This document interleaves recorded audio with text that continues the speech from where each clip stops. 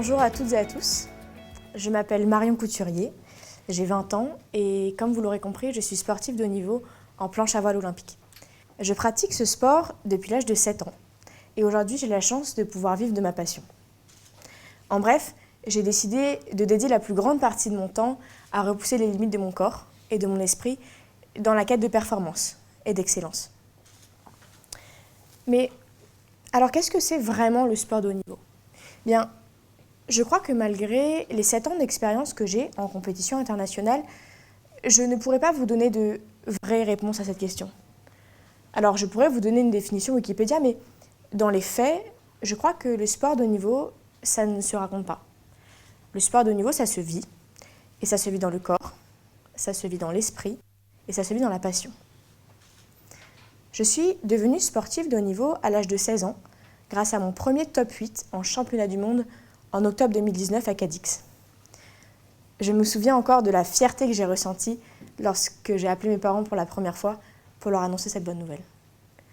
Mais pour comprendre un petit peu plus l'intensité de ce moment, il faut que nous revenions un petit peu en arrière dans le temps. Durant les 7 premières années de ma vie, j'étais considérée comme ce que l'on pourrait appeler une enfant hyperactive. Je ne vous fais pas de dessin, mais c'était compliqué pour mes parents, pour moi et pour tout le monde.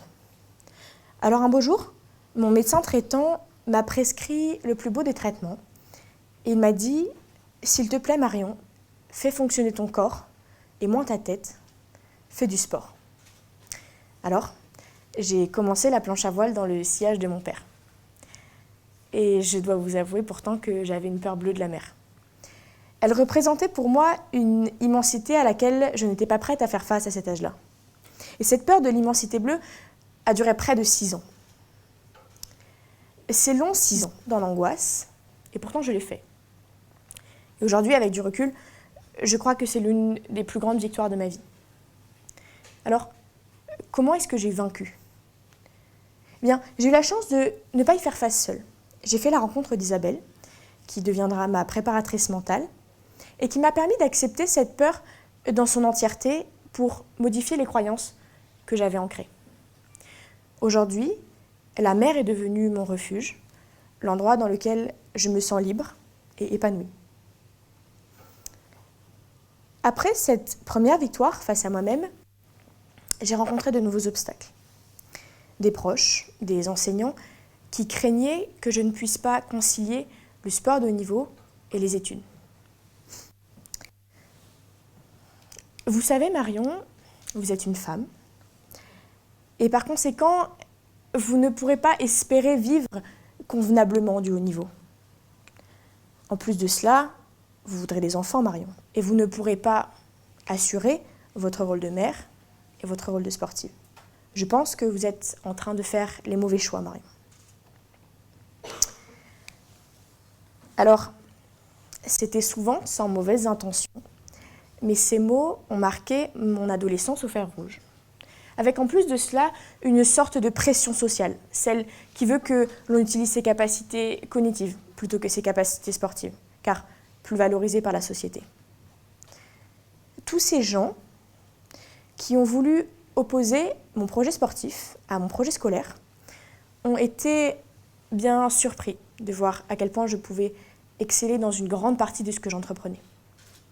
Non pas parce que je suis surhumaine ou très prétentieuse, bien loin de ça, mais parce que leurs doutes ont éveillé en moi une volonté de leur montrer à quel point ils avaient tort.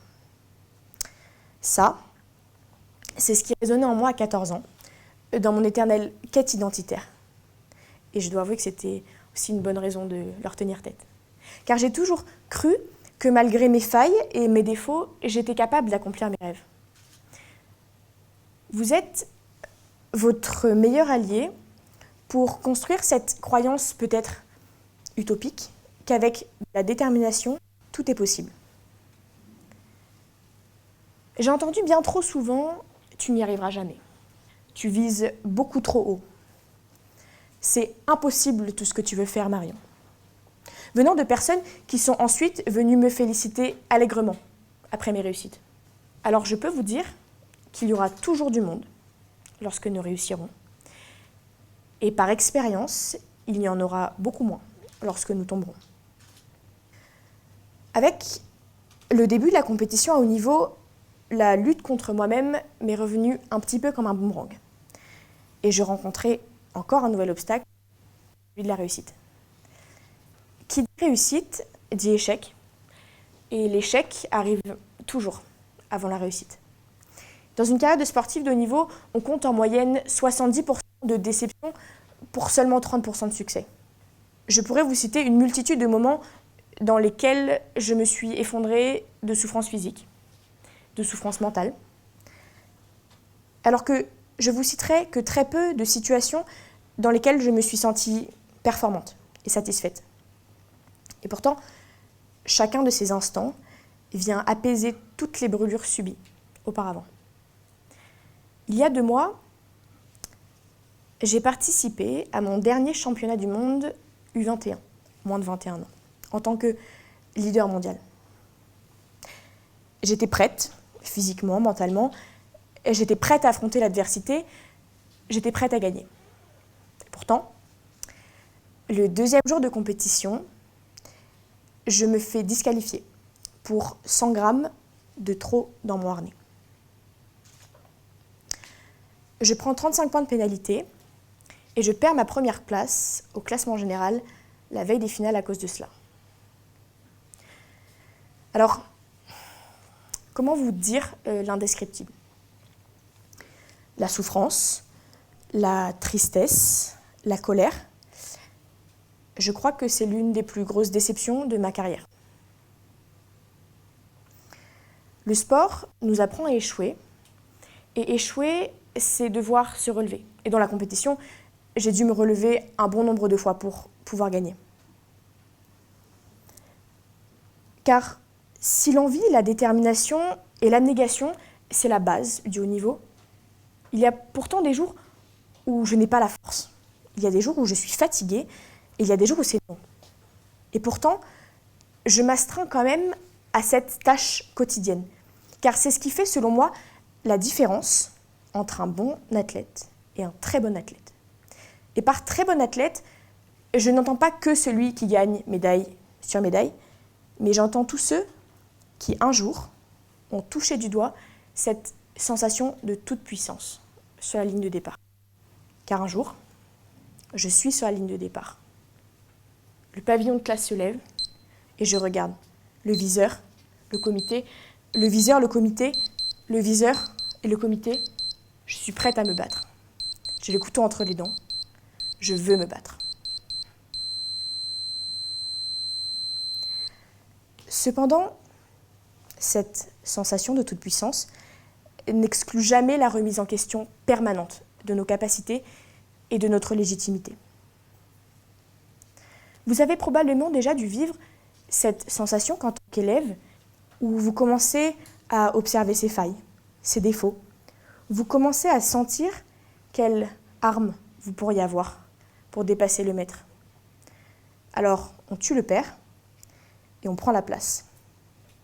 Mais alors, que se passera-t-il quand, à mon tour, je me ferai tuer ?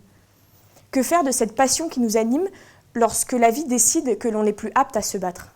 Car si l'arrêt du sport de haut niveau est une rupture, c'est une rupture que l'on peut anticiper. Et pourtant, une grande majorité des sportifs vivent un épisode dépressif après cette rupture. Que ce soit sur une victoire ou une défaite, peu importe. Car ce qui fait mal, c'est de devoir faire le deuil de la passion et d'accepter qu'il y a un après l'aventure. On cite souvent 4 atouts majeurs de la performance qui font des sportifs de haut niveau des êtres humains hors normes, comme la capacité à résister à une grande pression mentale, l'adaptabilité, la proactivité ou encore le leadership. Aujourd'hui, je crois que ce n'est pas uniquement ce qui me définit. En parallèle de mon sport, je consacre ce qu'il reste de mon temps à mes études en licence de sciences et humanités avec pour objectif de me spécialiser en neurosciences. Puisque les mots de mon médecin continuent à résonner en moi, je voudrais consacrer le reste de ma vie à comprendre ce qu'il se passe dans la tête d'une enfant hyperactive qui trouve refuge dans l'exigence du haut niveau et dans l'affrontement de ses peurs.